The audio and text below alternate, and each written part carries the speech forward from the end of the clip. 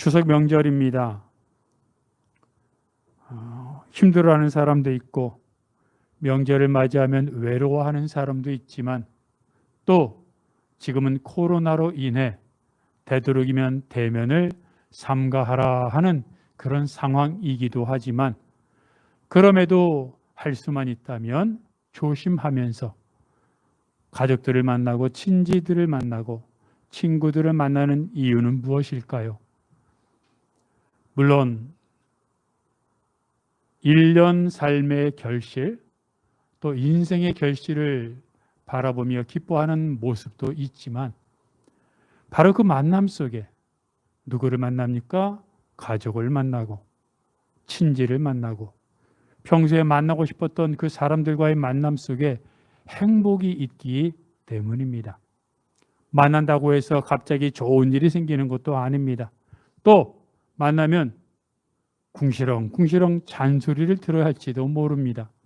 하지만 그럼에도 만나서 함께 식사하고 이야기를 나누는 것은 만나는 것이 좋고 마음의 평화가 오고 또 그 안에 참된 기쁨이 있기 때문입니다. 결국 사람들마다 만나는 이런저러한 이유들이 있지만 그 안에서 행복을 찾기 때문 아니겠습니까? 정말로 어떻게 해야 행복할 수 있을까요? 그것을 하버드 대학교에서 연구한 적이 있습니다. 하버드 대학교에서 1930년에 입학한 하버드 대학생들 2학년을 대상으로 268명을 조사를 했습니다. 몇 년 동안 조사를 했느냐? 무려 1930년에 입학한 2학년 하버드 대생들을 268명을 대상으로 그 이후로 72년 동안을 조사했습니다. 그 대상자 중에는 미국의 대통령이었던 존 F 케네디 대통령도 있었다고 합니다. 그렇게 오랜 기간 동안 조사하고 나서 내렸던 결론이 뭐냐? 행복의 최선의 조건은 고난과 고통이 닥쳤을 때 어떻게 대처하느냐에 따라 달라지더라 하는 겁니다. 그 연구 보고서는 물론 얼마나 많은 교육을 받았느냐, 행복한 가정 생활을 했느냐, 금연, 금주를 했느냐, 또는 규칙적인 운동을 했느냐에 따라 다른 것들도 요소들도 바뀐다고 했지만 그 중에서도 가장 큰 행복의 전제 조건의 큰 요인은 힘든 일이 있을 때 어떻게 처리하느냐, 그것을 어떻게 극복하느냐에 따라 행복한 삶과 그렇지 못한 삶이 나눠진다라고 보고하고 있습니다. 그렇다는 얘기는 무엇입니까? 살다 보면 어려움을 겪는 일들이, 아니 그런 말 하는 것 자체가 우습지 않습니까? 매일마다 우리의 삶에 어려움이 있습니다. 꼭 코로나뿐만 아니라 사는 게 고통일 수도 있고 먹는 것 때문에 어떤 극단적인 경우에는 숨 쉬는 것조차 어쩌면 지금 이 순간에도 정말 마지막 숨을 쉬고 있는 사람들도 있을지 모릅니다. 그러한 상황 속에 어떻게 해야 이 땅에서 참된 행복을 얻을 수 있는가 하는 것에 대해 오늘 본문이 얘기해주고 있다는 것입니다. 여러분, 오늘 본문의 내용 다 알지 않습니까? 이스라엘 백성을 출애굽시킨 모세가 그의 아내 시보라가 죽은 후에 구스 여인, 즉 이디오피아 여인과 재혼을 했습니다. 그랬더니 모세의 누나 미리암과 모세의 형 아론이 모세에게 비방했습니다. 왜 이방 여인과 결혼하느냐? 막 비난을 했습니다. 비난할 수 있지요. 그런데 여러분, 오늘 본문 2절에도 말하고 있지만 비방을 하는데 그들이 비방을 하면서 하는 말을 들어보면 뭔가 다른 저희가 숨어 있는 것이 아닌가 하는 생각이 들 정도입니다. 그들은 비방하면서 이렇게 말합니다. 하나님이 모세 너하고만 말씀하셨느냐? 우리 미리암과 아론인 우리들하고도 말씀하셨다. 그 얘기를 왜 할까요? 아론과 미리암은 모세가 구스 여인, 즉 이디오페 여인과 결혼하는 것에 대해 나름 지도자라고 생각했던 자신들과 상의하지 않았고 또 잘못된 결정이라고 생각했습니다. 그렇기 때문에 그런 잘못된 결정을 내린 모세보다 하나님이 교제하신, 하나님이 말씀하신 아론과 미리암, 즉 자기들이 지도자로 나서야 된다. 이제는 이스라엘 백성들을 지도하고 그들을 이끄는 것은 아론과 미리암의 역할이다라는 것을 강조하고 싶었던 것입니다. 그런데 여러분 잘 보면은요, 이디오피아 여인과 결혼한 것이 모세의 잘못이라는 생각을 할 수도 있습니다. 하지만 하나님께서 이방 여인과 결혼하지 말라고 하신 출애굽기 34장 16절 말씀을 보면 이렇게 말씀하시는데 그들의 딸, 그들의 아들과 결혼시키지 말라라고 말씀하셨습니다. 여기서 그들의 아들, 딸은 그들은 가나안 7족속입니다. 즉 너희가 가나안 땅에 들어가서 살게 될 때 그 땅의 백성들의 아들, 딸과 결혼시키지 말라는 것이었습니다. 그렇기 때문에 이디오피아 여인과 결혼한 것은 모세가 하나님의 명령을 어긴 것이 아닙니다. 그렇다면 모세는 자기가 잘못한 것이 아닌데도 자신에게 잘못했다고 비방하는, 더군다나 비방하는 존재가 누굽니까? 형과 누나 아닙니까?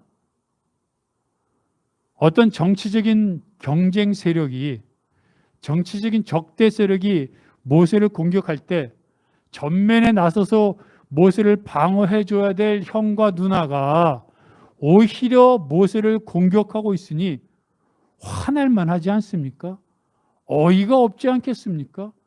그러면 모세가 아론과 미리암을 향하여 분노하고 화를 낼 만도 한데 오늘 본문은 그런 내용을 말하고 있지 않습니다. 아론과 미리암이 모세를 공격하고 비방했고 또 우리와도 말씀하셨다라고 한 이후에 그러면 3절에 모세의 태도가 나올 것 같은데 모세의 태도는 나오지 않고 성경은 뭐라고 말합니까? 모세의 온유함이 세상의 다른 모든 사람보다 더하다라고만 말하고 있습니다. 무슨 말입니까? 즉 화내지 않았다. 자신의 분노를 표출하지 않았다. 참고 인내했다 말하고 있는 것입니다. 그러면 궁금하지 않습니까? 형과 누나가 모세를 비방하고 자기들이 지도자가 되려고 하는 마음을 갖고 있는 걸 모세가 알았을 텐데 거기에 대응하고 준비를 해야 지도자 자리를 뺏기지 않을 텐데 또는 자기 억울함이 다른 사람들에게 드러날 텐데 아무것도 안 하고 가만히 있으면 오해가 되지 않습니까? 그리고 속이 부글부글 끓지 않겠습니까? 근데 모세는 아무것도 안 합니다. 그러니 어떻게 되었을까? 그 다음에 어떻게 되었을까? 무척 궁금한데 여러분 바로 이 이어지는 이야기의 결말에 온유함의 바로 이유와 목적과 온유함의 결과가 있는 것입니다. 뭐라고 말합니까? 모세가 가만히 있었더니 하나님이 나섭니다.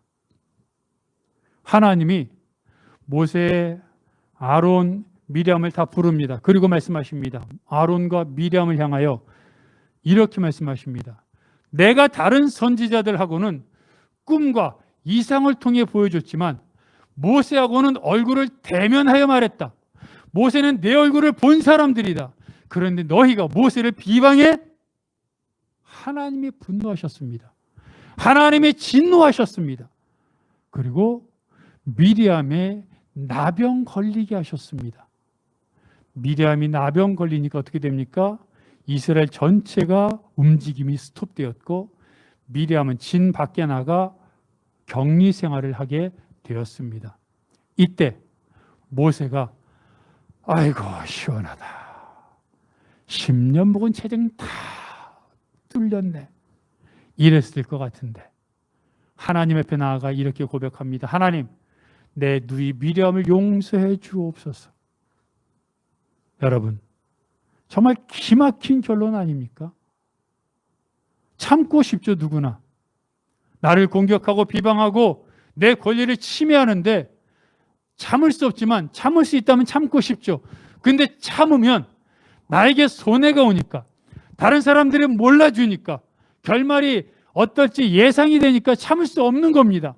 그런데 참았더니 하나님이 개입하시더라는 겁니다. 그리고 모세가 결론을 내고 모세가 개입했을 때보다 훨씬 더 좋은 방법으로, 더 이상 좋을 수 없는 방법으로 하나님이 해결해 주시더라는 겁니다. 사람들이 온유해야 하는 이유, 온유해도 되는 이유, 온유할 수밖에 없는 이유가 바로 여기 있습니다. 하나님의 은혜와 하나님의 능력이 함께하기 때문입니다. 모세만 그런 것이 아닙니다. 예수님은 산상수훈을 기록한 마태복음 5장 5절에서 팔복에 대해서 이야기하다가 이렇게 말합니다. 온유한 자는 복이 있나니 그들이 땅을 기업으로 받을 것입니다. 여기도 온유가 나오지 않습니까? 온유라 함은 사전에서 온화하고 부드러운 태도를 말합니다. 그런데 우리는 온유하고 부드러운 태도를 말하면 법 없이도 살 사람, 또 항상 웃는 것 같은 사람, 반면에 무기력하고 줏대 없고 이리저리 끌려다니는 사람, 이런 생각을 하고 있지는 않습니까? 그런데 성경에서 마태복음 5장 5절에서 온유한 사람은 이라고 말할 때 그 온유는 헬라어로 프라에이스인데, 그것은 자기가 그런 억울한 상황, 비방의 상황을 당했을 때 부드럽고 온유하게 대하며 또 허세 부리지 않고 자기에게 악한 행동을 하는 사람을 용서해주고 참는 것을 말합니다. 중요한 것은 여러분, 온유한 자는 복이 있나니 그 다음에 뭐라고 되어 있습니까? 그들이 땅을 기업으로 받을 것이라고 말합니다. 여러분, 땅, 신도시, 또 아파트 단지 이런 데 가다 보면 건물에 뭐라고 써 있습니까? 땅 막 써 있지 않습니까? 땅만 보면 어떤 생각 납니까? 돈. 지금도 땅은 돈이고, 지금도 땅은 부유함이고 형통함이고 든든함입니다.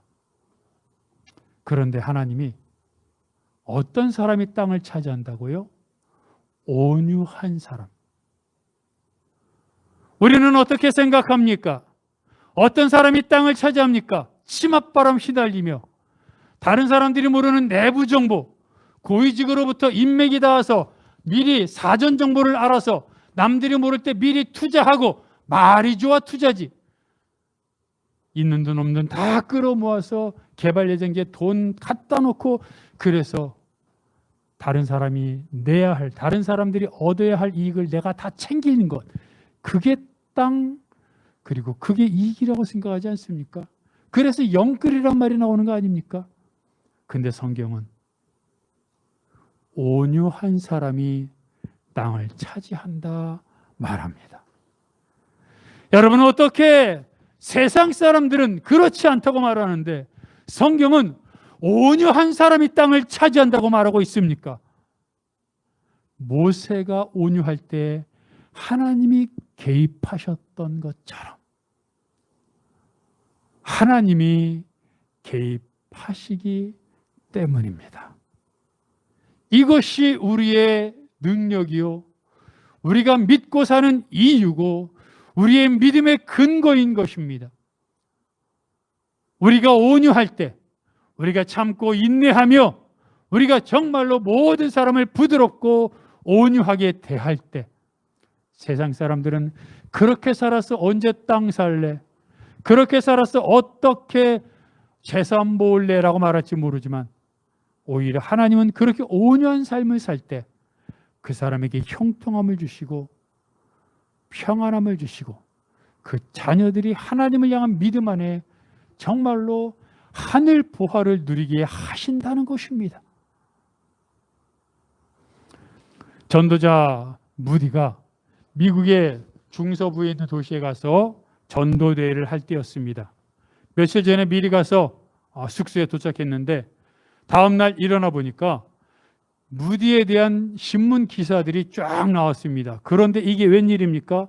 기사들이 한결같이 무디에 대해서 악평을 하고 있었습니다. 교만한 무디, 그리고 무디에 대한 안 좋은 이야기들을 기사들마다 막 넘쳐나게 실었습니다.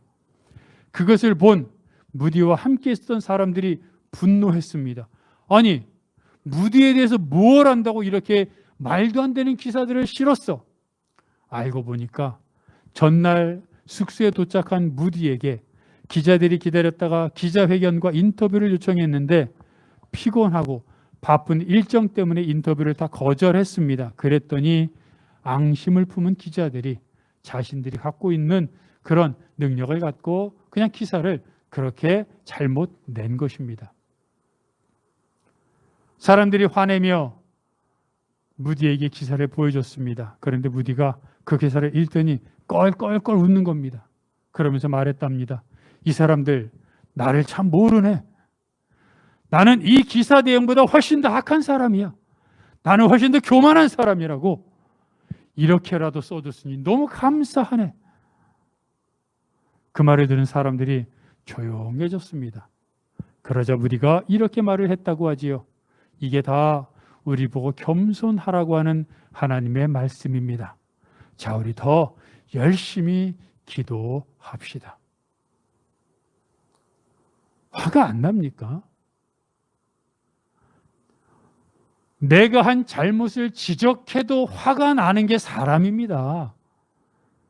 그런데 내가 하지 않은 일, 또는 내가 한 것보다 더 크게 지적하고 비방하고 흔히 말하기에 달려들어 공격하면 어느 누구나 방어하고, 그리고 방어를 넘어 나도 공격하게 되어 있습니다. 그런데 온유함은 그렇지 않다는 것입니다. 온유함의 가장 큰 특징이 뭡니까? 나를 위해서는 참는 것입니다. 나를 위해서는 손해를 보더라도, 좀 비방을 당하더라도, 감정이 상하더라도, 다른 사람들이 나를 향하여 삿대질을 하고 손가락질을 해도 참을 수 있는 만큼, 화목할 수 있는 만큼 참고 화해하는 것입니다. 그러나 하나님을 향하여는 불법이 행해지고 다른 사람을 무시하고 이 땅에 악이 행해질 때는 참아서는 안 되는 것입니다. 여러분, 온유는 바로 그것입니다. 악이 행해지고 있는데도 참는다면 그것은 온유가 아니라 무기력이고 그것 또한 불법에 참여하는 것입니다. 예수님을 보십시오. 유대 지도자들로부터 세리와 죄인들의 친구라는 비아냥, 비난의 소리를 들으면서도 죄인들과 어울렸습니다. 그들이 불쌍했거든요. 안식일에 병자들을 고쳐주면 분명히 유대 지도자들로부터 비난을 당하고 공격당할 걸 알았었는데 아시면서도 안식일에도 병자들을 고쳐줬습니다. 다른 사람들에게는 안식일 지나서 고쳐줘도, 또 다른 사람들에게는 그 사람 아니고 다른 사람을 고쳐줘도 상관없지 않습니까? 어차피 내 일이 아니니까. 하지만 병자 입장에서는 지금 고쳐주지 않으면 나를 고쳐줄 수 없습니다. 그런 사람들의 안타까운 입장을 알았던 예수님은 바로 그 순간 그 장소에 있는 그 사람들에게 공격당할 것을 아시면서도 손잡아 주셨고 만져주셨고 애통하셨고 그리고 고쳐주셨습니다. 이게 온유함입니다. 하지만 반면에 어땠습니까? 하나님의 성전에서 동물들을 팔고 매매하는 상인들을 향하여는 여기가 성전을 도둑의 소굴로 만들었다고 화내며 채찍질하며 상을 엎으며 화내셨습니다. 이스라엘 백성들을 믿음으로 이끌기보다는 그들을 오히려 더 악한 길로 이끌고 그들을 진리로 가는 것을 방해하는 유대 지도자들을 향해서는 독세의 자식들이라고 호통치며 그들을 꼭 비난하며 그들을 향해서 그들은 화를 내셨습니다. 모세도 마찬가지입니다. 민수기 16장을 보면 모세에게 반역했던 250명의 지도자들 이야기가 나옵니다. 그들이 모세를 향하여 반역을 했습니다. 그때 모세가 어떻게 했는지 아십니까? 그들 앞에서 하나님 앞에 기도했습니다. 그리고 이렇게 말합니다. 하나님께서 어떻게 말씀하시는지, 하나님께서 너희를 편을 듣는지 내 편을 듣는지 한번 들어보자 라고 넘어갑니다. 그리고 나서 나중에 그 반역한 250명의 사람들을 불러 모읍니다. 하나님의 말씀을 들어보자는 겁니다. 근데 그들이 오지 않자 그때 화냅니다. 여러분, 이 차이를 아십니까? 모세에게 250명이 반역할 때는 화를 내지 않았습니다. 오히려 기도했습니다. 그리고 그들에게 말합니다. 그래, 하나님께서 너의 편을 들어주시는지 내 편을 들어주시는지 알아보자. 모세의 마음속엔 정말로 그 반역한 250명의 편을 하나님이 들어주시면 자기는 물러나겠다는 생각을 한 겁니다.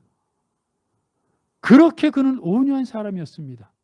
그런데 하나님의 음성을 실제로 듣기 위해 250명을 불렀는데 하나님의 음성을 듣기 위한 자리에 오지 않자 모세가 그들을 향하여 분노합니다.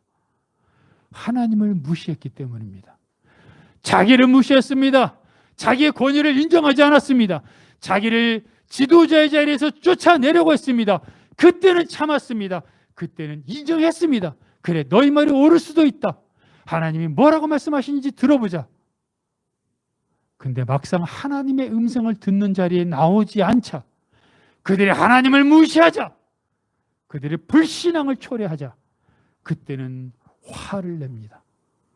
하나님의 이름이 무시당했기 때문입니다.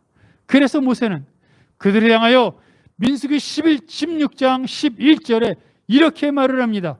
너와 너의 무리가 다 모여서 여호와를 거스르는도다. 자기를 거스르고 자기 말을 안 듣고 자기를 반역하는 것은 괜찮았습니다. 하지만 하나님을 거스르고 하나님을 반역하는 것은 참을 수 없었습니다. 모세도 이렇게 하나님의 사람으로 살았는데 처음부터 하나님의 사람으로 살았던 것은 아닙니다. 우리가 아는 것처럼 모세가 애굽에서 왕자로 있었을 때 이스라엘 백성을 구원하고자 하는 마음을 가졌습니다. 근데 여러분, 이스라엘 백성을 구원하려고 하는 마음을 가진 것 자체는 고마운 일이고 대견한 일이지만 그 마음조차도 사실은 모세가 중심이었고 자기 의로움이었고 자기가 하려는 생각이 강했습니다. 그래서 애굽 사람을 죽인 이유가 거기 있지 않습니까? 자기 길이 방해받으니까, 자기가 하려고 했는데 자기 길이 방해받으니까 한 사람의 생명을 가볍게 여기고 죽인 겁니다. 자기 감정에 휘둘린 겁니다. 그리고 그는 미디안 광야로 쫓겨나서 40년을 살았습니다. 사람들은 모세가 광야에서 40년을 살았으니 겸손하게 되었을 것이라고 말합니다. 그런데 여러분, 고통과 고난을 많이 겪은 사람들은 다 겸손합니까? 여러분 주위에서 보십시오. 여러분 주위에서 힘든 인생, 어렵고 가진 것 없고 하는 것마다 안 되는 그런 인생을 산 사람들은 다 겸손합니까? 다 인생을 깨달았습니까? 아닙니다. 꼭 그런 것은 아닙니다. 어떤 사람은 그런 고난을 이기지 못하고 생명을 마감하기도 합니다. 어떤 사람은 자기 자신에 대한 미움이 극에 달해 세상을 등집니다. 어떤 사람들은 세상을 향하여 분노합니다. 또 어떤 사람들은 자기 자신의 삶을 비관하여 세상 밖으로 나오지 않습니다. 여러분 다 알지 않습니까? 다른 사람 이야기를 하지 않아도 내가 고통받을 때, 내가 어려움을 겪을 때, 나에게 수많은 힘든 일이 생길 때 겸손해집니까? 아닙니다. 내 안에 분노가 일어납니다. 그리고 내 안에 좌절감이 생깁니다. 그리고 내 안에 자격지심이 생깁니다. 여러 가지 많은 수많은 감정들이 복합적으로 일어납니다. 고통을 많이 겪는다고, 아니 인생을 오래 산다고 겸손해지는 것 아닙니다. 근데 모세에게 누가 나타났습니까? 하나님이 나타나셨습니다. 하나님은 모세를 이스라엘의 지도자로 세우셨습니다. 그리고 그때부터 모세 인생이 바뀌었습니다. 하나님이 모세에게 나타나지 않았다면 모세는 미디안 광야에서 양을 치다가 죽었을 것입니다. 모세 인생은 하나님이 나타나시면서부터 달라졌습니다. 여러분, 바로 거기입니다. 바로 그것입니다. 온유함은 인생의 절대적인 변화, 전환점은 내가 하나님을 만나고 내 인생에 하나님이 들어오셔서 나를 바꿔주실 때부터 내가 변화되는 겁니다. 보원 리즈가 지은 중국의 교회 예수가정이라고 하는 책이 있습니다. 그 책에 보면 중국의 가정교회, 지하교회에서 지도자였던 칭틴옌이라고 하는 지도자가 있는데 그는 중국 근대기에 태어난, 그래서 유교 문화에 철저한 젊은이였습니다. 그런데 그가 선교사가 지은 학교에서 공부하다가 복음을 받아들였습니다. 그래서 복음으로 변화되었습니다. 복음으로 변화되었을 때마다, 복음으로 변화되고 주님 말씀대로 자꾸 새롭게 될 때마다 칭틴옌, 그 사람의 마음을 괴롭히는 것이 있으니 그가 바로 아내를 버렸다는 것입니다. 그의 아내는 사랑해서 결혼한 것이 아니라 부모님이 중매를 해서 얼굴도 보지 않고 결혼했는데 그 당시에 전족을 할 정도로 구식 여인이었습니다. 사랑도 하지 않았지요. 또 구식 여인이었죠. 그러니 더 이상 이 여인과 한평생을 살 수 없다고 생각하여 아내를 친정으로 돌려보내줬습니다. 그리고 혼자였는데 복음을 받아들이면서 하나님 말씀대로 살려고 할 때마다 계속해서 말씀이 자기 마음속에 들어오는데 내 아내를 사랑하라. 내 아내를 사랑하라. 그 마음이 계속해서 자기를 찔리는 것입니다. 그 말씀에는 아내가 이뻤을 때, 아내가 영리할 때, 아내가 성격이 좋을 때 사랑하라 라는 말이 없습니다. 아내를 사랑하라고만 되어 있습니다. 늘 신앙생활을 할 때마다 마음에 걸리고 그것 때문에 밤을 뒤척였던 칭틴예는 결국 하나님께 복종합니다. 하나님, 아내를 사랑하라고 하시니 사랑하겠습니다. 그리고 그는 처가댁으로 가서 자신의 잘못을 구하고 아내를 데리고 옵니다. 근데 아내를 데리고 오는데 20km를 아내가 전족을 해서 제대로 걸을 수가 없습니다. 그러자 그는 그 당시 중국인으로서는 상상도 할 수 없는 일을 하는데 아내를 업고 온 겁니다. 20km가 넘는 거리를 아내를 업고 왔습니다. 그런데 아내를 업고 자기 집에 문지방을 건너는 순간 성령의 기름 부으심이 칭티넨과 아내에게 임했습니다. 그리고 아내는 그의 영원한 동역자가 되었습니다. 뭔 말을 합니까? 하나님이 들어오신 겁니다. 착한 사람들이 있습니다.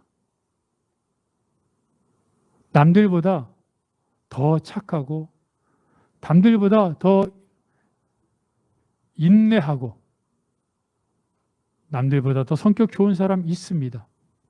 하지만 그것은 정도의 차이입니다.